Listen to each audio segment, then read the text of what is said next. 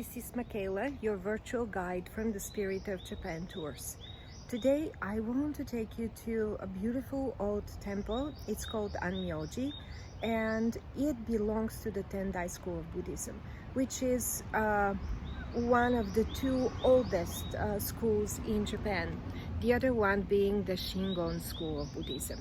What is interesting about these two schools is that they were created at the same time, and their founders were actually rivals, and they went to study in China at the same time.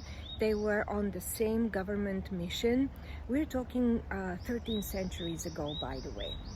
And they never met because they were on different ships, and their ships around at separate times, and the two of them, they kind of took separate paths, and then they met much later in Japan. Their history is long, and I think I'm going to write about them in a blog on my Facebook page. But for now, let's start our visit to this beautiful temple that has a very interesting, very special energy. Let's go. We are now in front of the main hall of the temple, and here in front of us is the statue of Saikyo, the founder of the Tendai school of Buddhism. I want to show you the engravings here because they're really nice and old, and as usual there is the dragon that will hold the golden ball, the prize, the knowledge. And the shishi. This is how people in olden times imagined that a lion would look like, guardians of the temple. Right now, unfortunately, we cannot enter inside because of the pandemic, and I just want to show you what it looks like. It has been restored.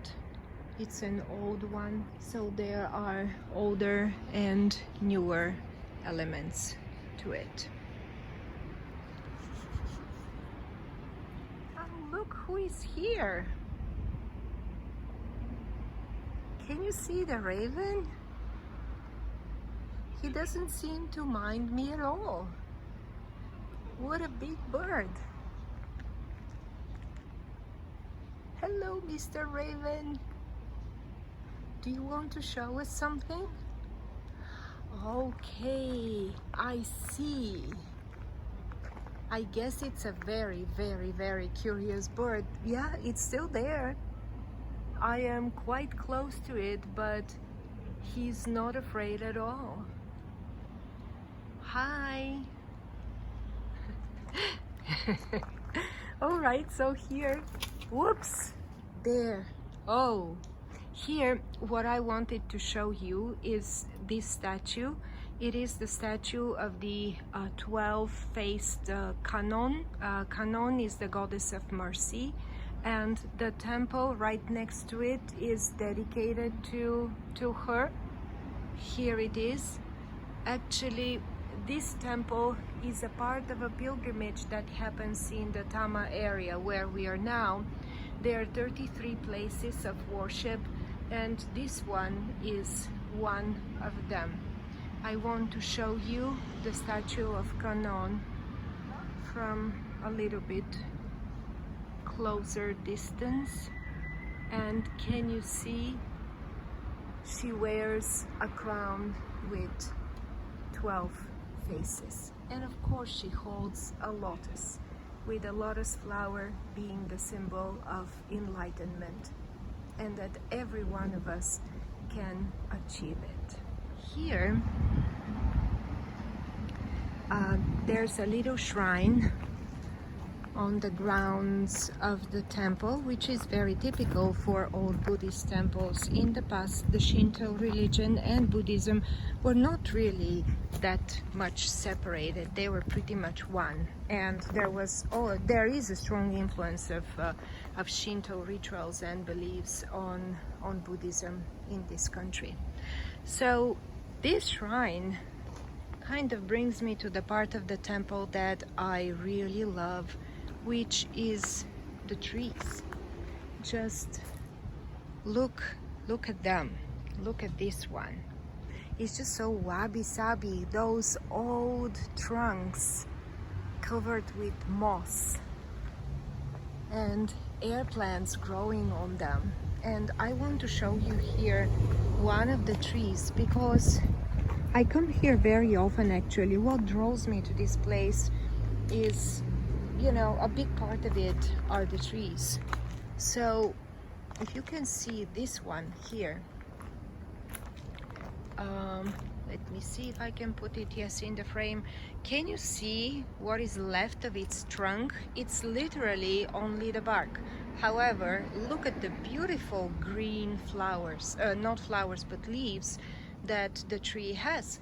And once spring comes again, it would be blooming with flowers. This is a plum tree, and this one here as well. However, yeah, maybe it's not really that old as the other one, but just look at the tree. And all the trees here are like this. They are old sakura, old cherry trees, this one here, old plum trees, old cypresses. And this is what creates the special flavor of this place. For me, this is a great place to come and connect with the eternal part of self, with who we really are. Because so often we identify with what we see, like we are our bodies or we are our minds, but there's so much more to us. And when I come to this temple, when I see these old trees, they bring this sense of permanence, of eternal in me that I love experiencing.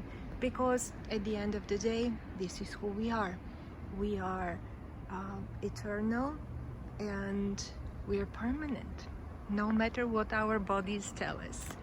With this, I'm going to say goodbye, and I hope that you enjoyed our visit to Anyoji. Goodbye.